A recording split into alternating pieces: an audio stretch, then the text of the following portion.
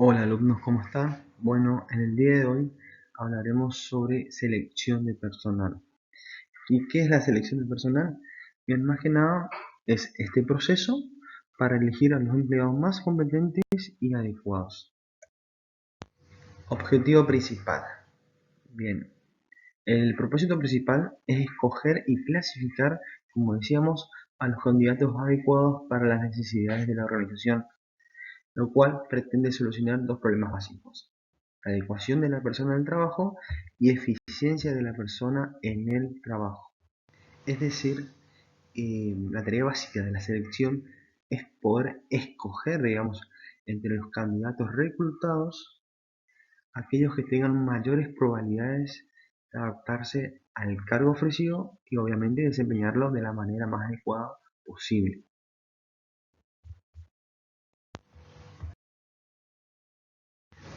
Bases para la selección de personal. Bien, dado que la selección de recursos humanos es un sistema de comparación de decisiones y de toma de decisiones, perdón, es necesario que se apoye en un estándar o en un criterio determinado para que tenga una validez. Es por eso que nuestro punto de partida será la información sobre el puesto o sobre las competencias individuales que se requieran. Y para la recolección de información acerca del cargo que se pretende cubrir, se puede hacer de 5 maneras. Por ejemplo, la descripción y el análisis de puesto del cargo, que hace referencia a poder contar con este inventario de los aspectos intrínsecos y extrínsecos del cargo que se quiere cubrir, estas características, requisitos importantes que debe tener el aspirante. Otra manera sería la aplicación de la técnica de los incidentes críticos. ¿A qué hacemos referencia con esto? Muchas veces el jefe directo o supervisor del área lo que hace es poder registrar todas aquellas características deseables, es decir, que mejoran el desempeño, y aquellas características no deseables, que en este caso empeoran el desempeño. Digamos, ciertas características para tener en cuenta para el cargo a cubrir. Luego tenemos la requisición del personal, o más conocida como requerimiento del personal, que más que nada es muy similar a la descripción del puesto. Es tener esta verificación de los gastos consignados en el requerimiento, digamos, a cargo del jefe inmediato, especificando los requisitos y las características del aspirante al cargo. Luego tenemos el análisis de puestos en el mercado. ¿A qué hacemos referencia con esto?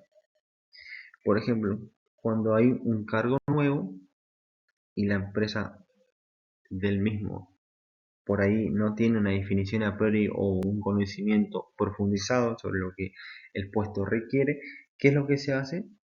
Se busca en otras empresas similares, digamos, se compara o se busca información acerca del puesto que se quiere cubrir. Digamos, este nuevo puesto que está surgiendo en esta nueva empresa, del cual no hay una información precisa, lo cual se va a obtener información sobre el contenido, sobre los requisitos y las características de los ocupantes, digamos, en relación a lo que se encuentra, a lo que se busca en otras empresas similares.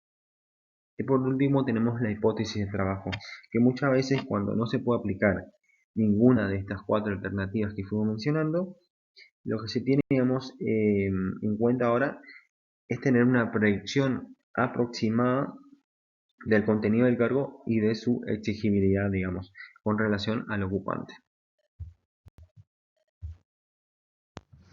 Bien, y acá tenemos un ejemplo de una ficha profesiográfica.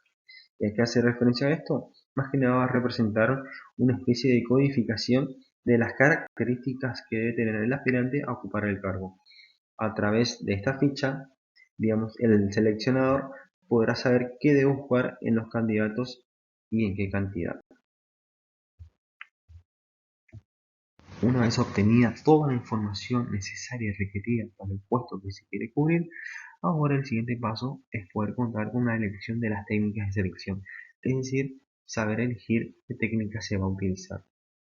En este caso, por ejemplo, la entrevista de selección, que es la técnica más común en empresas grandes, medianas y pequeñas, y por ahí la que más ustedes pueden llegar a conocer. Es este proceso de comunicación que se da entre dos o más personas que interactúan entre sí, con dos roles bien definidos, por un lado del entrevistador y por otro lado del entrevistado. es necesario que el entrevistador, digamos nosotros que vamos a llevar adelante una entrevista, sepamos de qué trata una entrevista, sepamos realizar, saber hacer una entrevista, cómo encararla, qué estructura tenemos que tener, qué criterios, de qué manera va a ser nuestra entrevista, eh, tener en cuenta una escucha activa, es muy importante la escucha activa, saber prestar atención, saber comprender lo que el entrevistado nos está contando, nos está comentando, lo que nos está respondiendo. Debemos evitar opiniones personales, tener un hilo conductor de lo que queremos apuntar, de lo que queremos saber indagar. Digamos, son un montón de ítems, de conceptos que tenemos que saber tener en cuenta.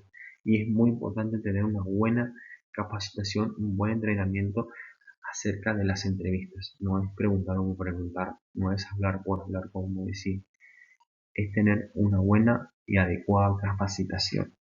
Por eso es muy importante que se capaciten. Construcción del proceso de la entrevista. Bien, las entrevistas se clasifican en 4 tipos. Por un lado tenemos la entrevista totalmente estandarizada, que es esta entrevista estructurada y cerrada.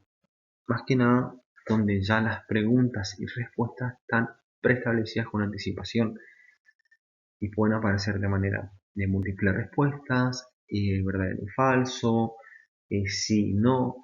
Digamos, el entrevistador va a contar con estas preguntas y respuestas que se le va a presentar al entrevistado y el entrevistado en este caso solamente va a tener que ir escogiendo entre las opciones que le aparezcan. Digamos, no va a haber una libertad de respuestas. Después tenemos la entrevista estandarizada solo respecto de las preguntas. Esto, a diferencia de la primera, es que ya no va a haber respuestas que van a condicionar, digamos, al entrevistado. Simplemente van a haber nuevamente preguntas preestablecidas con anticipación, donde el entrevistador se tiene que regir, se tiene que guiar, pero las respuestas ya van a ser libres, digamos, ya el entrevistado se puede explayar más. Luego tenemos la entrevista dirigida. La entrevista dirigida, más que nada, no especifica las preguntas, sino el tipo de respuestas deseadas. Digamos, solo se aplica para conocer ciertos conceptos de los candidatos.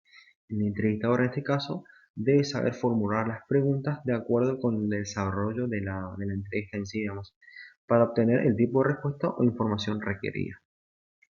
Y por último, la entrevista no dirigida, digamos, donde no especifica ni las preguntas ni las respuestas requeridas. Digamos, se denominan entrevistas no dirigidas o no estructuradas y que son totalmente libres y su desarrollo y orientación depende por completo del entrevistador. Etapas de la entrevista de selección. Bien, en primer lugar tenemos la preparación de la entrevista. En esta preparación debemos conocer sobre la técnica que vamos a llevar adelante. En este caso, la entrevista, digamos, qué tipo de entrevista vamos a utilizar, cuáles son los objetivos específicos que queremos lograr con la misma, si conocemos toda la información necesaria sobre el puesto que queremos cubrir, si realmente hicimos un análisis previo de los currículums de los cuales vamos a indagar, digamos, un montón de aspectos importantes a esta preparación. Por eso es importante que no debemos realizar una entrevista de manera improvisada o a las apuradas, digamos, la ligera, porque sinceramente no se va a estar aplicando una correcta técnica. En segundo lugar tenemos el ambiente. El ambiente físico, eh, lo que hacemos con el ambiente físico es crear un ambiente confortable y tranquilo. A eso se refiere. Donde no haya interrupciones, donde no haya ruidos molestos, donde haya una buena iluminación. Porque imagínense ustedes que estén en una entrevista, ya sea desde el rol del entrevistador o desde el rol del entrevistado, y que constantemente estén entrando y saliendo de la sala, que haya muchos ruidos molestos, que no haya una buena iluminación, y la verdad que va a generar bastante incomodidad, digamos, ya sea desde el rol del entrevistador o desde el rol del entrevistado, va a generar ya carga de ansiedad, va a generar nerviosismo, va a haber distracciones, se puede perder el hilo conductor de la entrevista y la verdad no es eso lo que estamos buscando, no queremos llegar a eso, por eso es importante crear un buen ambiente para evitar todo este tipo de situaciones. En la tercera etapa ya estamos con el desarrollo de la entrevista en sí, digamos, donde ya va a estar presente el entrevistado. Ya van a estar presentes todos los roles donde ya se va a dar este proceso de interacción, este proceso de comunicación entre estas dos personas, perdón, como decíamos. Es por eso muy importante, antes de arrancar con las preguntas, antes de arrancar a indagar sobre ciertos aspectos de lo que queremos saber, es muy importante saber romper el hielo. Más que nada para crear un ambiente de confianza. Porque pasa, pasa muchas veces que el entrevistado se encuentra nervioso, se encuentra disperso, está con una carga de nerviosismo, de ansiedad, de lo cual va a condicionar su postura, va a condicionar sus respuestas, su manera de expresarse. Es por eso y muy importante saber romper el hielo, saber empatizar con la otra persona. ¿Y cómo se logra esto? Principalmente, inicialmente hay que dar una buena presentación acerca de quién es uno mismo, a qué se dedica, qué es lo que hace la empresa.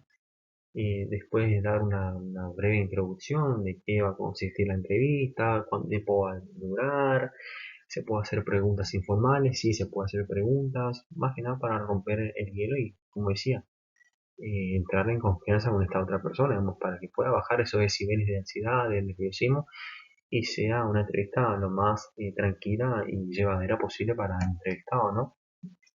Es por eso importante crear este clima de confianza al principio, al inicio de la entrevista. Luego sí, ya empezamos a indagar, ya empezamos a preguntar en base a lo que preparamos, en base a lo que queremos saber con respecto al puesto que debemos cubrir. Empezamos a recolectar información. Es muy importante tener una escucha activa, es muy importante tener una buena observación, porque muchas veces el entrevistado está indicando, nos está respondiendo algo de manera verbal y de manera gestual está indicando otra cosa. Por eso es muy importante tener en cuenta todos estos aspectos, tener anotaciones en el momento de lo que está pasando, de lo que estamos escuchando, de lo que estamos observando. Bien, luego ya viene el cierre de la entrevista. El cierre de la entrevista es necesario informarla antes de finalizar, ya ir informando unos minutos antes al entrevistado, digamos, por ejemplo, mira, te comento, estamos pronto a finalizar, ¿te gustaría agregar algo más? ¿Te gustaría explayarte más sobre cierto aspecto? ¿Te gustaría comentarme algo que no por ahí te olvidaste de hacerlo? Un montón de ejemplos para ir ya dando a entender que ya está finalizando la entrevista.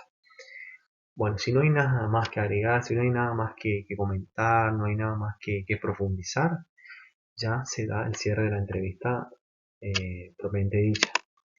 Y se le explica al entrevistador, bueno, principalmente primero se le agradece por tomarse el tiempo de asistir a la entrevista, por contestar cada una de las preguntas y se le explica cómo va a seguir el proceso de selección en caso de que quede seleccionado y cómo se va a contactar la empresa con él, digamos. Se le da toda la explicación, toda la información detallada y luego se despide del entrevistado. Y por último tenemos la evaluación del entrevistado. Bien, una vez que se retira el entrevistado, ya nosotros ya empezamos con esta evaluación automáticamente. Empezamos a analizar toda la información recopilada sobre nuestras anotaciones, si cumple con los requisitos o no, ya empezamos a hacer este análisis de lo que fuimos escuchando, de lo que fuimos observando y bueno, y en base a eso, después nosotros vamos a tener en cuenta si cumple o no con los requisitos para el puesto en cuestión. Y acá tenemos un cuadro que a modo de resumen menciona todo lo que ya fuimos explicando. Vemos la manera en que se obtiene la información sobre el puesto, después que se vuelca esta ficha de especificaciones y por último las lecciones técnicas para la selección que se va a llevar a cabo, digamos, la selección del personal. Tenemos una entrevista que es la que hicimos hincapié, la que profundizamos, porque quizás es la que más se utiliza, la más común, la que más se lleva adelante, pero también tenemos otras, por ejemplo las pruebas o exámenes de conocimiento de capacidad, que hace referencia a estas pruebas de cultura general, de idiomas, digamos más, hace hincapié a eso. Después tenemos los exámenes psicométricos o test psicométricos, ya que miden cuestiones de inteligencia, de aptitudes, son más ya cuantitativos. Después tenemos los exámenes de personalidad o test proyectivos, ya que miden cuestiones de la personalidad del sujeto, ¿no? Y bueno, por ejemplo, la persona bajo la lluvia. Y por último, las técnicas de simulación, ya que sería esto del psicodrama, de poder crear una determinada situación, una ficción, digamos, en la cual tenemos que participar y llevar adelante. Bien, esto sería la clase de hoy, selección de personal. Cualquier duda o inquietud que tengan, me lo hacen saber al mail interno. Saludos.